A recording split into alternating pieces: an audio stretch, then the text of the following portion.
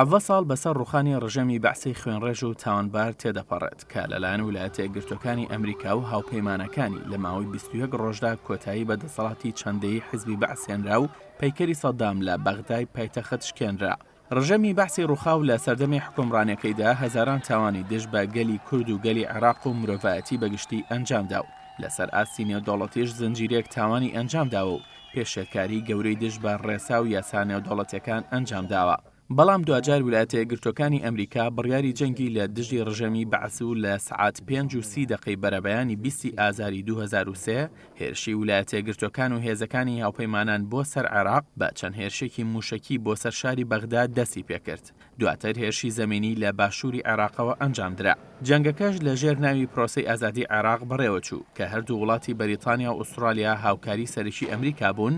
لەگەڵ چەند وڵاتێکی تری هاوپەیمانی واشنتن لە ئەنجومەنی ئاسایشی نێودەوڵەتی. هاوکات دوای نزیکەی 3 هەفتە لە بەردەوامی جەنگ و ڕوبەڕووبوونەوە لە چەند قۆڵێکەوە دوجار ڕۆژی 9 نیسانی ساڵی 2003 سەرباز و تانکی هێزەکانی هاوپەیمانان خۆی کرد بە ناو شاری بەغدای پایتەختی عێراق و پەیکەرە برۆنزیە بەناوبانگەکەی سەدام حوسێنی دیکتاتۆر لە گۆڕەپانی فیردەوس لە ناوەڕاستی بەغدا تێکشکاند. بە شکاندنی ئەو پەیکەرە ویلایەتە یەکگرتووەکانی ئەمریکا کە سەرۆکایەتی هێزی هاوپەیمانانی دەکرد کۆتایی هێنا بە ماوەی 35 ساڵ لە دەسەڵاتدارەتی ئاگر و ئاسنی حیزبی بەعس لە عێراق و لە ڕۆژی 9 نیسانەوە بە تەواوەتی عێراق کەوتە ژێر دەسەڵاتی هێزەکانی ئەمریکاوە. هاوکات بە پێی لێدوانەکانی جۆرج دەبلیو بۆشی سەرۆکی ئەو کاتەی ئەمریکا و تۆنی بلێر سەرۆکوەزیرانی ئەو کاتەی بەریتانیا ئامانجی هاوپەیمانان لە ڕزگارکردنی عێراق داماڵینی ڕژەمی بەعس بوو لە چەکی کۆمەڵکوژ و ڕێگریکردن لە پشتیوانی سەدام حوسێن بۆ گروپە تیرۆریستیەکان و ڕزگارکردنی گەلی عێراق لە زوڵم و ستەمکاری.